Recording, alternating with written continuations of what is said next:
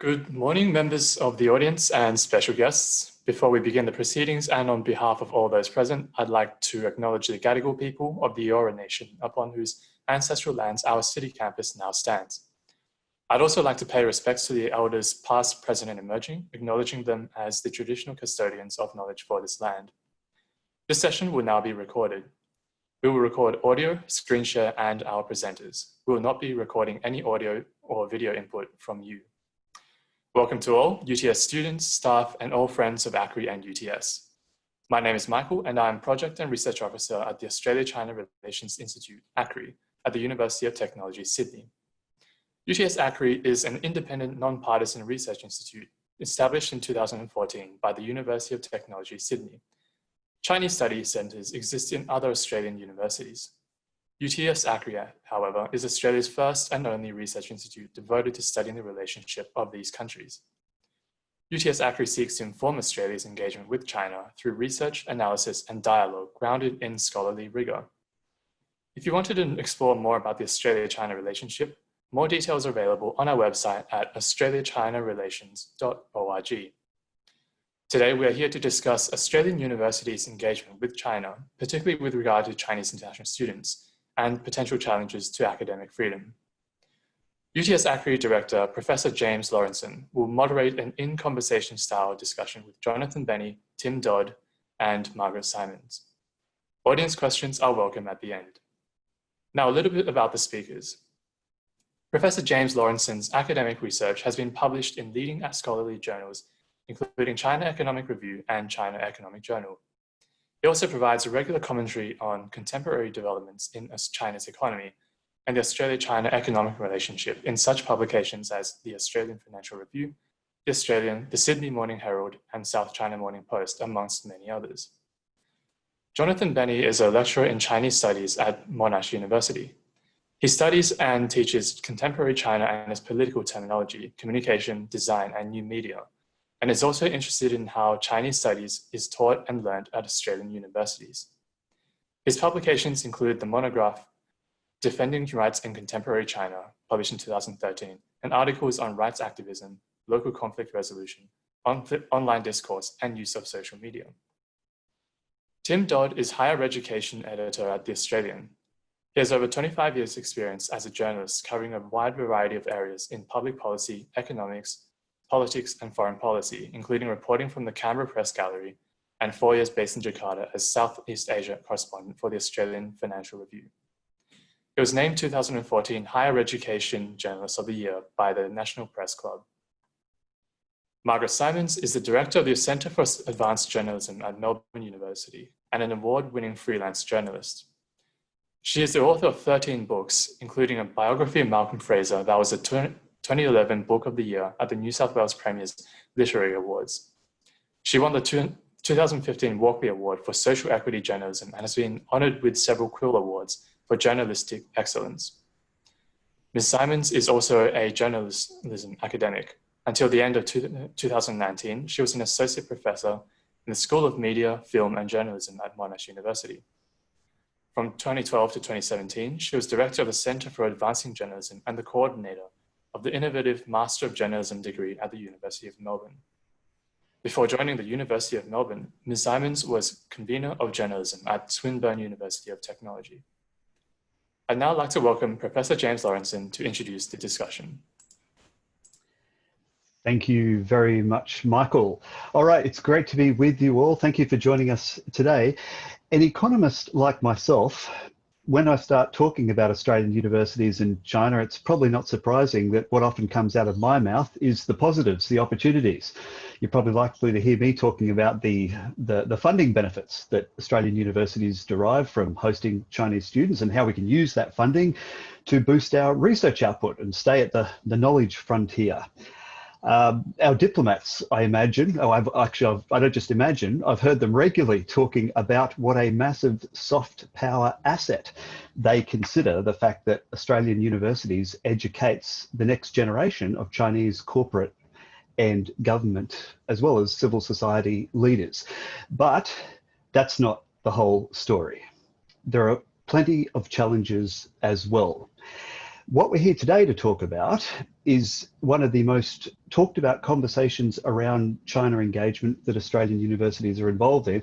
And that is this idea that in hosting Chinese students, thousands of Chinese students, that this engagement also comes with a risk. And that risk is that freedom of speech for both academics and other students on Australian university campuses can be put under threat. Now, just to be clear, this is not the only challenge. Another one that I often talk about is the challenges around research collaboration with China as well. But we do only have 1 hour today. So today we're going to focus on this issue of Chinese students and freedom of speech. Now, just to be clear, we're not talking about simply rowdy discussions on campus. That's par for the course. That's been going on for decades. We're talking about something different. And I might just quote straight from Dr. Jonathan Benney here, one of our participants today. In 2017, he wrote a very insightful article on the Conversation website. And he says this: there's two issues. First of all, two questions. What constitutes a contentious issue? And second of all, who is orchestrating the criticism? So the answer Jonathan gave to the first question is that what Chinese students view as contentious are often the same things that the Chinese government, the Chinese Communist Party, views as contentious. So there's an alignment there. And the second answer that Jonathan gives is that the organizations orchestrating the criticism often have, or sometimes at least, have connections with the Chinese government. So we're not just talking about rowdy debates. Those particular issues, what are the contentious issues and who's orchestrating the criticism? That's what makes this potentially a threat to freedom of speech on campus. Jonathan, I've just quoted from your 2017 article on the Conversation. I thought I might go to you for the first question. You've been watching this space for several years now, and I appreciate this is a broad landscape when we're talking of threats to freedom of speech, but are you able to give our audience some examples of some practical examples that you've come across of where Chinese student activism on campus has in fact put freedom of speech under pressure? Yeah. I see. No, that's better. Sorry, I seem to have frozen. I can group them basically into two types. So the first types are threats to the academic freedom of academics and university staff. So that there are things like, intimidation that goes so far as, detention of controversial academics if they're in China, or it goes so far as in the case of Anne-Marie Brady in New Zealand, potentially breaking in and accessing confidential or personal information, and then on the less severe end, you have things like self-censorship. You have critical emails. You have evidence that academics are being monitored in class for the things they say, all of which have a kind of cumulative effect on academic freedom. And there's a broad spectrum of those in terms of seriousness. So that's one group that we've heard about a fair bit in the press, I think.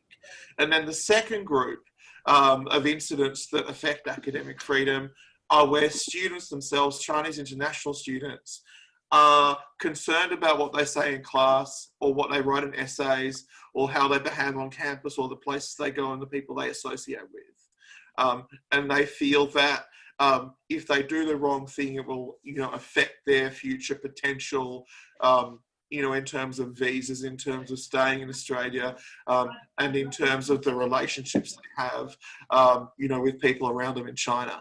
So I think those are two groups, and one's focused on academics, but one is also focused on the students themselves, who are feeling suppressed in terms of their freedom of academic communication.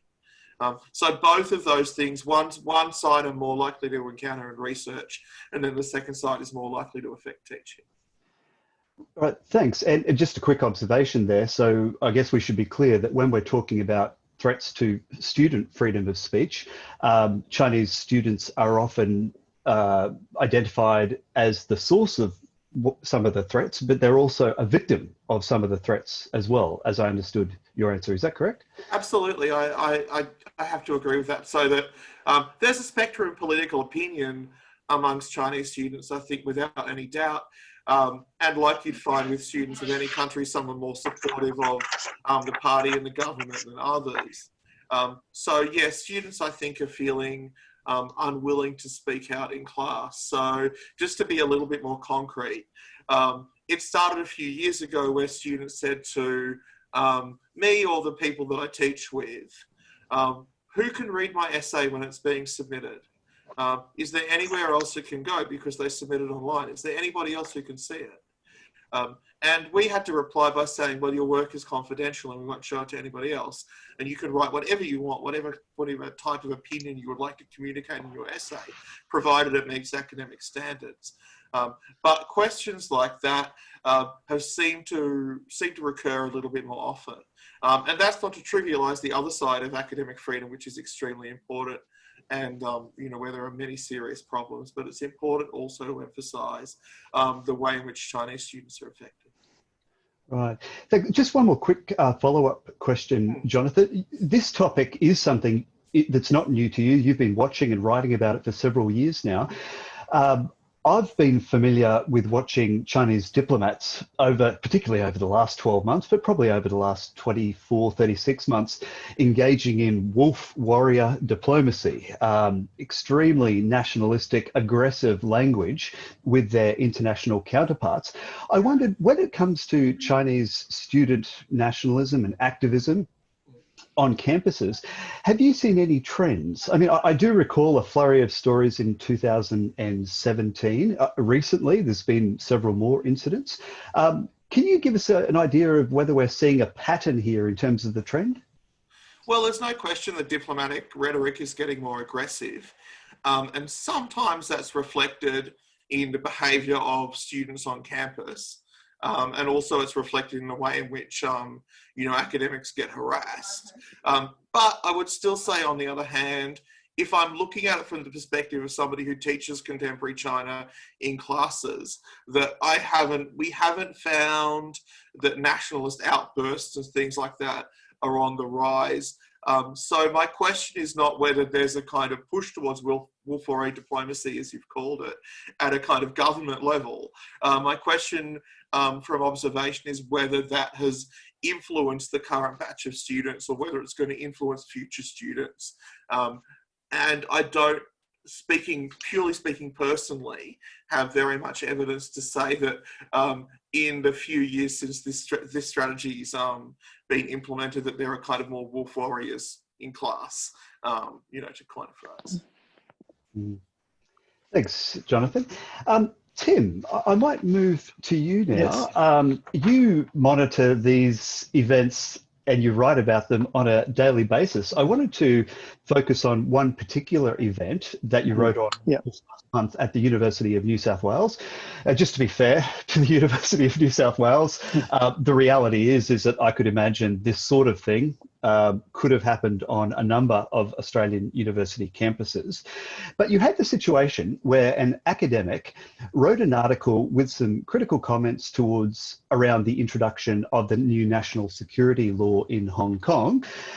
Very quickly, you had some Chinese students responding to that in a very aggressive manner. You had Chinese state media getting on the bandwagon as well. The University of New South Wales pulled down the article. They then put it back up, but they moved it, and as I understand it, they edited it as well. So it was an extraordinary response. And you said, you wrote a commentary piece on the 5th of August titled "UNSW Stumbles Over Its Own Speech Policy." You said, "It's obvious to all why UNSW is so sensitive about the story. The university is highly dependent on Chinese students for revenue." Cut straight to the chase. So Tim, just by way of providing some context for our audience today, where are we at in terms of the proportion of university revenue that comes from Chinese students and so creates this potential vulnerability? Yes, it's a large proportion of revenue which comes to universities from Chinese students. So the latest information that we have from the Australian Bureau of Statistics is that about $12 billion was paid in student fees to universities and other higher education providers in the last full year for which information is available. And most of this, of course, ends up at the group of 8 universities, of which UNSW is one, because almost 2/3 of the Chinese higher education students in Australia are at the group of 8.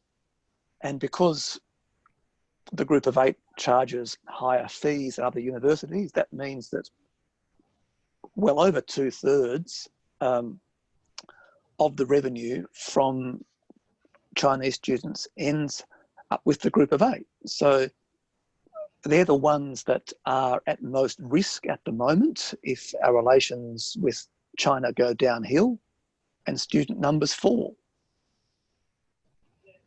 Right.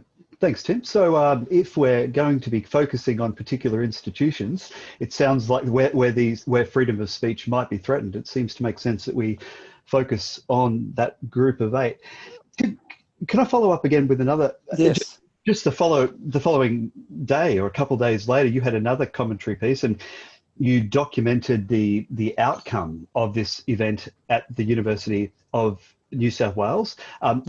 You said that the best thing the university could do is to offer a mea culpa and publicly restate its commitment to free speech. Now, the very next day, the Vice-Chancellor at the University of New South Wales essentially did that, although it wasn't quite as simple as that because there were some other comments coming out from the universities, the same university, that was a little bit in tension with what the Vice-Chancellor was saying.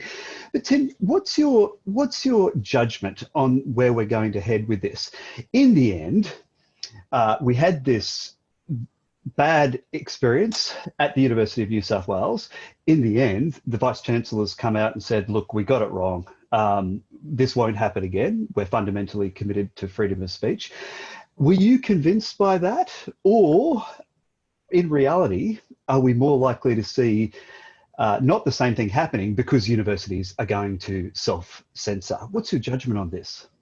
Well, I think the important thing as far as the University of New South Wales is concerned is that at the time of the debate over university freedom of speech last year, they came out clearly and said, if something is okay to say in the general community in Australia, then it's okay to say on universities.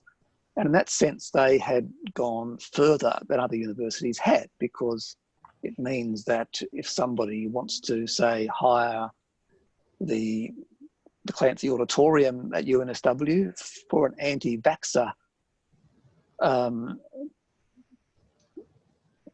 speaker, well, according to UNSW's own policy, that's fine.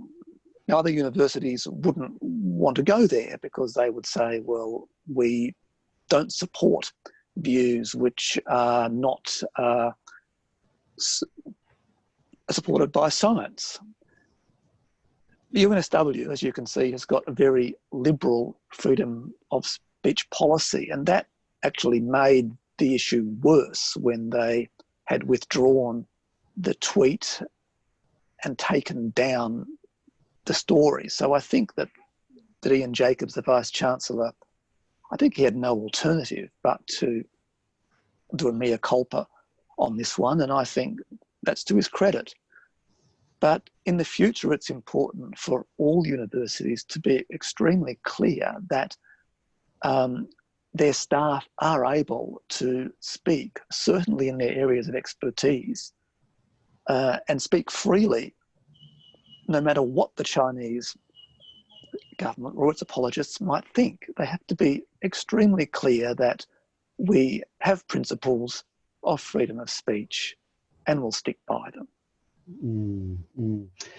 Right, so if we have academics at UNSW or anywhere else and they're raising controversial issues, and we find repeatedly that university media centres don't draw any attention to these comments, but they are quite happy to post other comments that are favourable towards the Chinese government, then that actually might be a very important data point, that this wasn't just a one-off, that we've got a real systemic problem on our hands. Would that be fair? Yes, I think that's a fair thing. And look, UNSW also changed the notes that it has on its social media after that to stress that views which are put out are not necessarily the official views of the university, and that's a fair thing as well, I think. Sure. Jonathan, just jumping back to you very quickly, then I want to go to Margaret. Jonathan, I'm assuming you were across that UNSW event. Did you see any evidence watching that it wasn't just grassroots activism by proud nationalistic Chinese students, but there was some connection to Chinese government agencies, whether the embassy or otherwise, that might have been orchestrating that? I just think as a general rule, if there's something that looks like widespread grassroots activism, you know, among Chinese people who do things like criticize UNSW, then there is very likely to be some level of approval. So if it's more than a kind of, few outbursts, I think it may not be systematically organised, but certainly it's being led or facilitated in some way by people who have links to the state. I think that's almost certainly what will happen when there are orchestrated campaigns. Obviously, there are individuals who form their own political opinions, and the way political opinion is formed in China, I think, as Margaret's probably going to say, is that loyalty to the state is encouraged, and you can go so far as to call that brainwashing. So there's obviously going to be a lot of people without direct links to the state organisationally in Australia who oppose situations like that. But I think that if it's a sustained campaign, then it's very likely there are links to the state. But then to actually answer your question, I don't think there was anybody who came out and said, well, I'm an employee of the Chinese government or something like that. And, that happens very seldom actually in these kind of online disputes. So while we don't normally get direct evidence, I think it's so likely that campaigns like this have links to the state, quite direct links to the state or embassies or whatever, that we should probably, from an outsider's perspective, assume that they happen. Okay. And there are a lot of individuals who will comment and support who aren't linked to the state, but I think that's probably a useful assumption that people can make. To start with a rebuttable presumption or something like that. Okay, thanks, Jonathan. Margaret, I'm very keen to turn to you now. In the front pages and the education sections of our newspapers, these are the sorts of events that we hear about quite frequently. The UNSW event, for example, was widely covered. So we hear about the nationalistic Chinese students who are offended by what an academic or another student may say. In a recent article in The Guardian, just at the end of last year, you and your colleague Joyce Fung wrote that, if I could just quote you right, you wrote that in all the political debates around Chinese students in Australia being accused of trying to stifle freedom of speech, quote, the voices of individual Chinese students are rarely heard. So we read about Chinese students, but we rarely hear from Chinese students themselves. The question I wanted to put to you is, why is that? It would seem pretty important to me that the subjects of our concern, that we get it straight from the horse's mouth, so to speak. Can you talk us through, why is it that we so rarely hear from the students themselves? Yeah, well, I think there's a few reasons, and in interviewing the students who contributed their views to that piece, most of them were very reluctant, and it was only because I was working with a Chinese student, Joyce Fung, that we were able to get those voices, because there's a trust issue there. They perceive the Australian media as being hostile to them individually and to China in general. So I think there's a few reasons. Partly it is certainly that some students fear speaking out, and they do, and I've certainly had one-on-one conversations with students about that. They feel they are being watched. and they're cautious. And I think there's a cultural thing too, just about not causing trouble and not standing out. But it's also, of course, partly because we don't listen. And I think that is one of the tragedies, really, of the Australian experience in educating Chinese students, that we actually haven't really succeeded in having a real interaction, or at least not as rich a one as is potentially there. This is partly because I think we take too many of them, you know, just proportionally to the domestic students, which means that Chinese students have often spent a lot of money and effort getting to Australia in the hope of having a multicultural experience, and they find themselves sitting in classrooms that are 80 or 90% other Chinese people. And Chinese students, generally speaking, don't get, I mean, you get the occasional exception to this, somebody who's very self-confident and extroverted who will make the extra effort to engage with Australian and other nationality students, but that's not the norm. They end up living in a little China within Australia. Now, I teach mainly journalism students, and I think a Chinese young person who chooses to study a Western journalism course is probably not a typical Chinese student. I think they're already taking a slightly oppositional point of view, perhaps. But even there, I find that you have to work very hard to get that engagement happening across cohorts. And I think that means that we're not really succeeding in educating either the domestic students or the Chinese students. What you would hope to happen, you know, increase cultural understanding, increase cultural exchange, everybody thinking and questioning their assumptions on both sides. I don't think for the most part we're succeeding in doing that. And that's a big tragedy and a big lost opportunity. So, Margaret, is one of your messages that in all the focus we're putting on Chinese students, and no one's minimizing or dismissing the seriousness of threats to freedom of speech, but there's also a significant scope for us to reflect on our own practices, academics and institutions in setting up the environment for Chinese students to speak more freely. Is that a fair enough comment? Yes, I think so. I mean, as I say, I do think that Chinese students have reasons to be fearful. You know, I don't think they're making it up. But, you know, when you speak privately to Chinese students, as I've been privileged to do, there is a big diversity of opinion. I mean, you can make some generalizations. They tend to be patriotic. They're not necessarily in favour of China becoming like the West, which I think we always tend to assume that they would be, if only we could show them the light of the way. But, you know, within that, and those are generalizations, there's enormous diversity of opinion and points of view. And we very rarely, you know, see that captured in these debates, I think. And again, that's a great shame.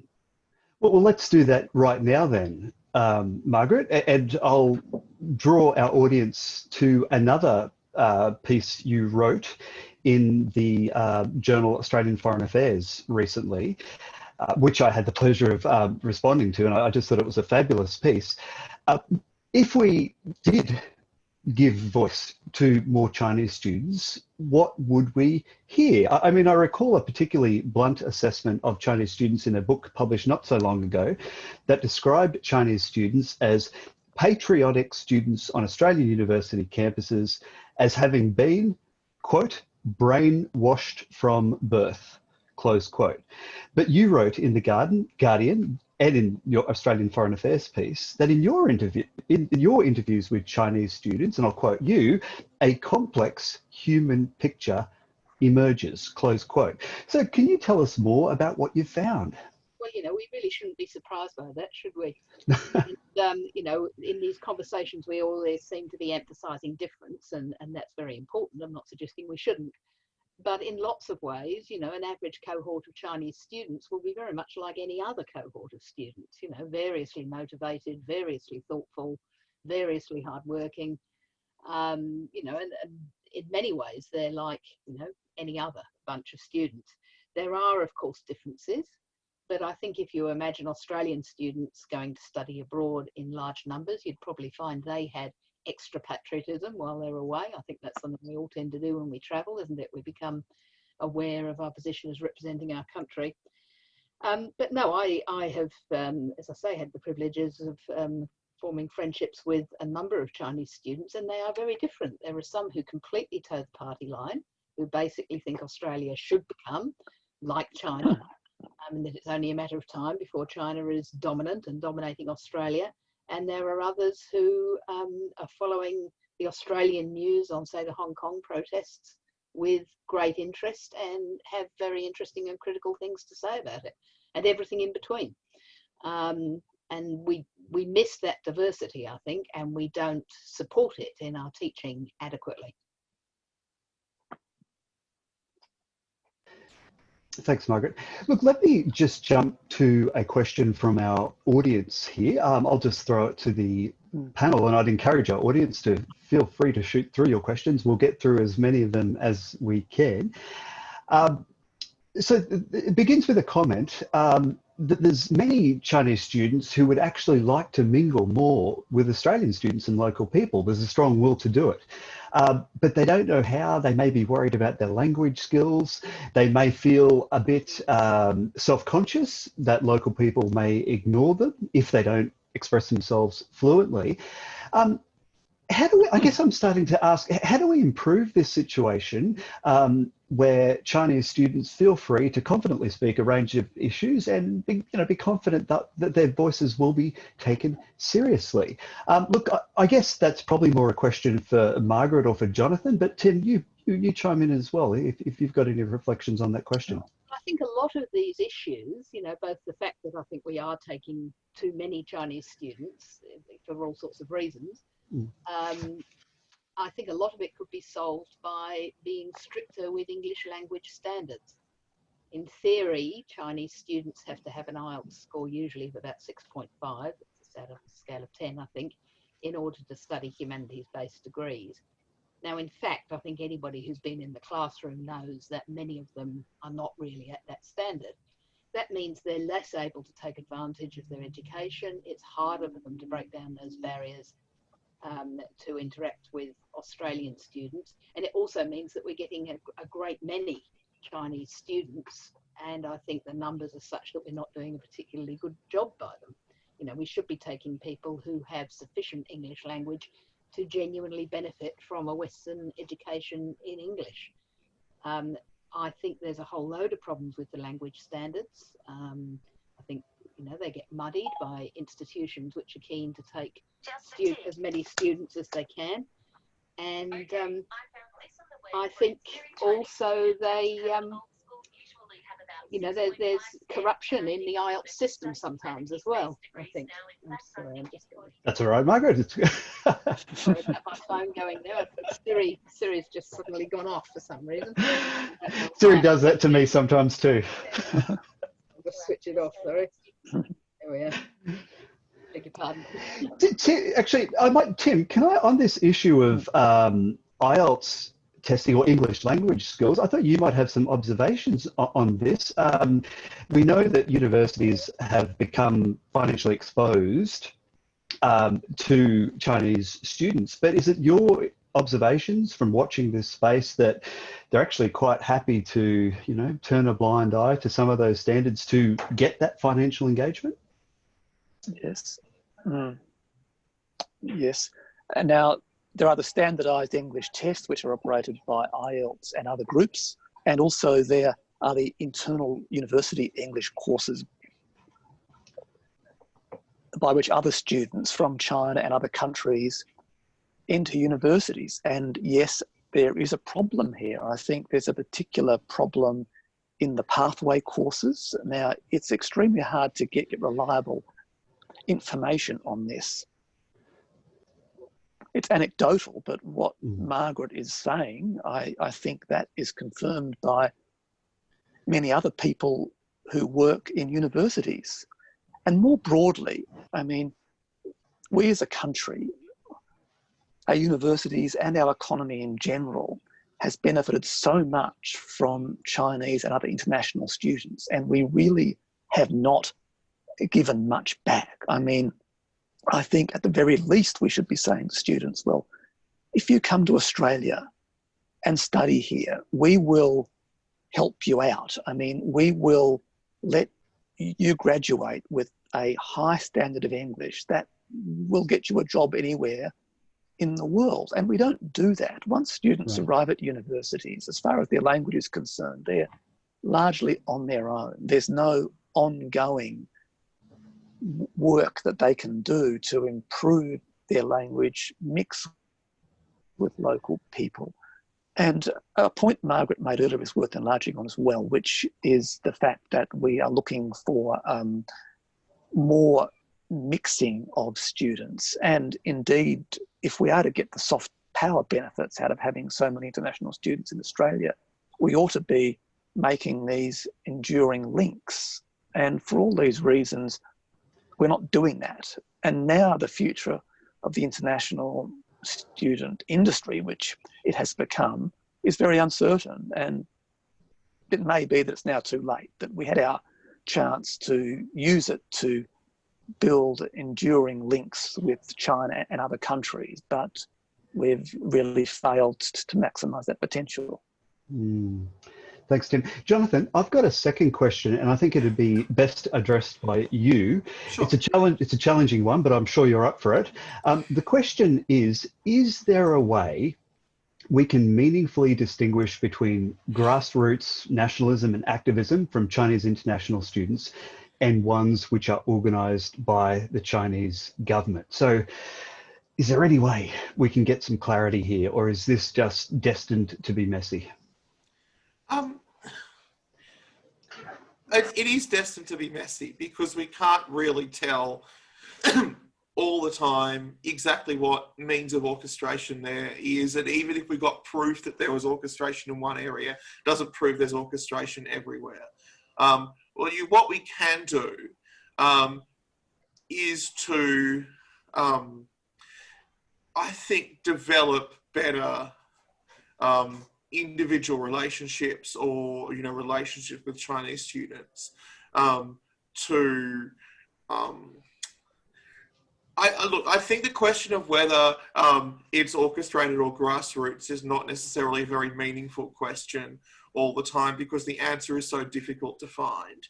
And it's really up to kind of Australia's, security officials to work out exactly what level of manipulation there is. I mean, on the university level, what we can do is do things, from the university side is, maintain policies of free speech, which I think are important, and not give up on those too much. But then there's the other side, where the universities actually have to invest in listening to and engaging with Chinese students. And I think what Tim said is extremely true, that there hasn't been much, all of the money that's come in from Chinese students, very little of it has been directly, reinvested in improving the experience of Chinese students. And I think that, just to give an example, and I'm kind of tying into the previous discussion more than sort of responding to your most recent question.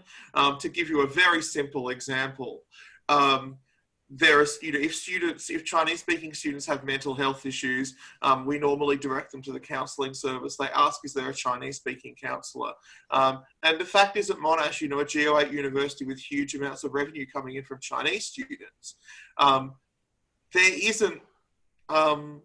there aren't very many specifically Chinese language resources. So at possibly the worst times of their life, at the highest pressure times, there isn't sufficient institutional support. And similarly, there isn't institutional support to develop English, and at the bottom end, English skills are very low and not sufficient to study at Australian universities. And then there is very little attempt to formally facilitate, developing relationships with non-Chinese people. So I basically think the university sector has not invested very little of the money that's come in from Chinese students has been reinvested in Chinese students. And I think that's a major problem. And in the long run, it makes the relationship less sustainable. Because there's no particular reason why. There are some reasons why Chinese students might come to Australia, but they're not overwhelming for the majority of Chinese students.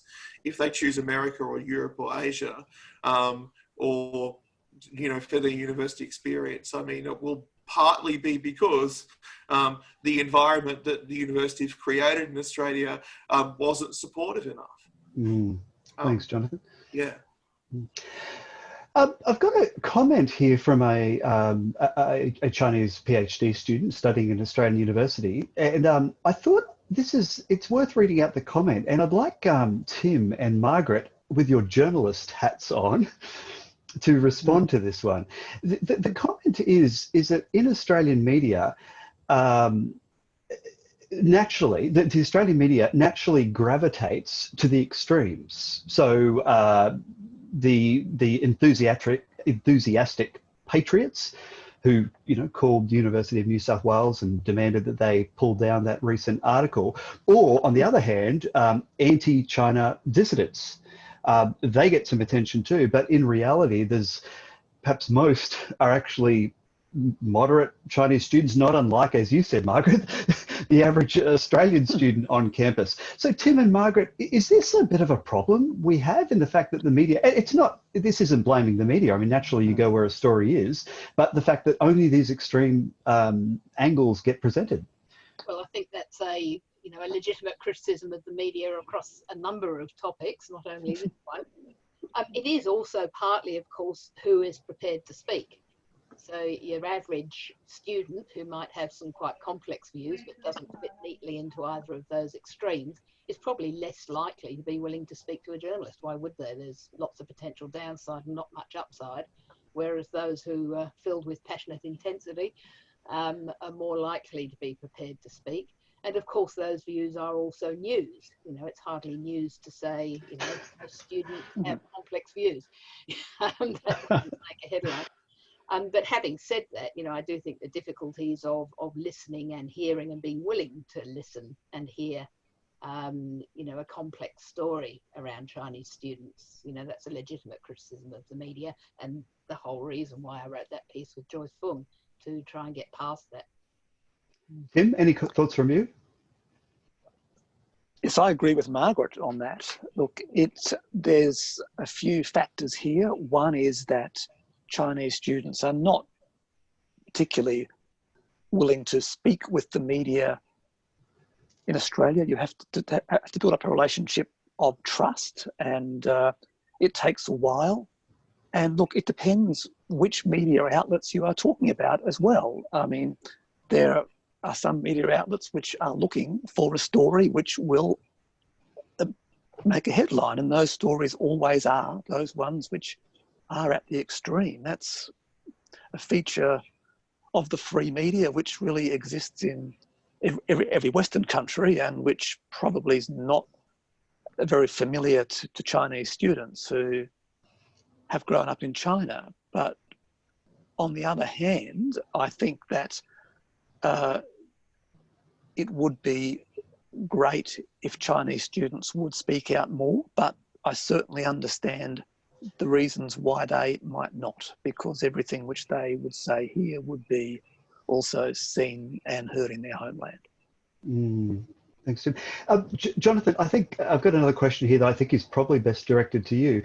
The question is, we worry about classroom speech in Australia being monitored. Some Chinese students may be particularly worried about. The question is, to what extent does that go beyond international education? And is it something that also exists even more pervasively across domestic Chinese universities? So can you give us a heads up on, a Chinese student sitting in Beijing or Shanghai, are they going to be worried about their speech being monitored even more so than a student sitting in a university in Sydney or Melbourne? Yeah, absolutely. I mean, I think these days in China, the universities are politically repressive, and sometimes they've been spaces for relatively free speech. And you've had, activist academics of various kinds, and you've had, student groups of various kinds. But I think these days in China, universities are really quite repressive. So that even groups that might seem supportive of the party state, like your Beijing or Peking University Marxist Society that went out and kind of promoted the ideals of Marxism. And we now have compulsory Marxism classes in lots of Chinese universities very broadly that people need to take. And even the Marxists were suppressed by the university apparatus and the government. So Chinese universities are not a space for free speech. There's places where communication will be monitored and where like dissenting views would be suppressed. The situation could quite possibly be, well, I mean, I hope it's worse for Chinese students. What am I trying to say? I hope that we can do better in Australia than the situation in China, which I think is just as suppressive, if not more.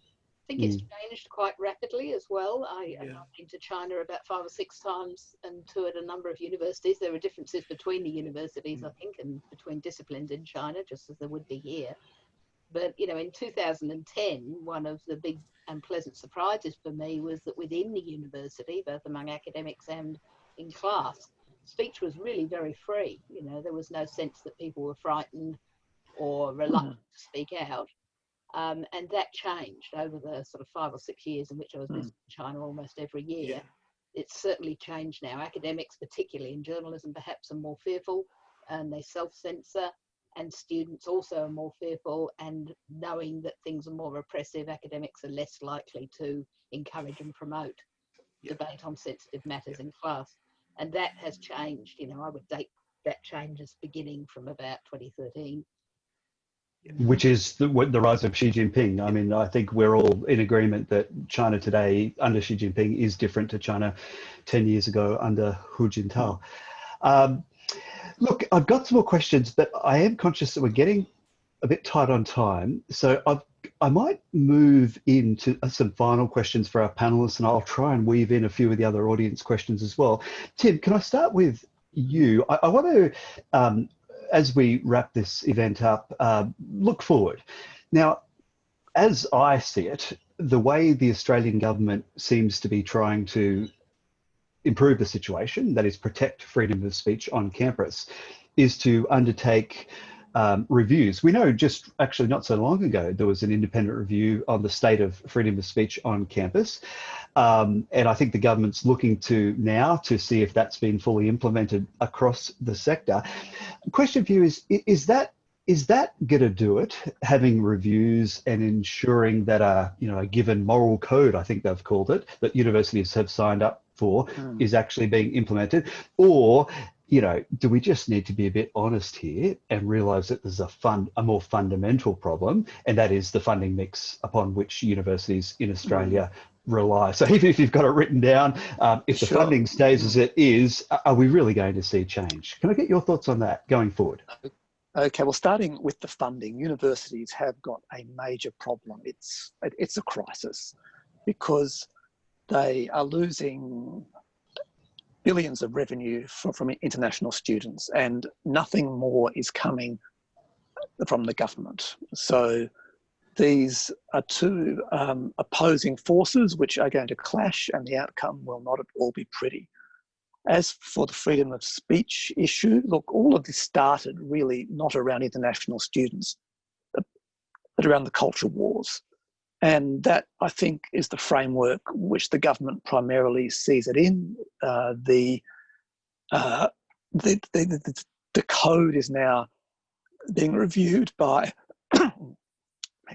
by Sally Walker, the former Vice Chancellor of Deakin University. But I don't think that it will be an outcome which the universities find to be a difficult one. Dan Tehan, the Education Minister, has chosen a former Vice-Chancellor and an eminent legal academic to conduct this review, and I think in the end that will turn out fine as far as universities are concerned and the community as well. But going back to the funding issue, that is the critical one which will be played out over the next 5 years. Tim, on that funding, are there any universities, until, let's take COVID-19 out of it, I mean, just for the time being, that's a separate issue, but until COVID-19 struck, were there any universities that stood out to you as managing the financial risk more sensibly than others? For example, were there some universities that said, look, we're not going to let our international student numbers grow above a certain proportion? Or I seem to recall the University of Queensland was talking about putting in place a resilience fund, such that if there was a shock to their international students, they could draw on that. Any quick thoughts on that? Yes, that was talked about. A number of universities have talked about that, but none of them have got the size of fund which will help them adequately in the current circumstances, because nobody expected an event like COVID-19 to cut the source of international student revenue as fast as it did. So in short, nobody was prepared.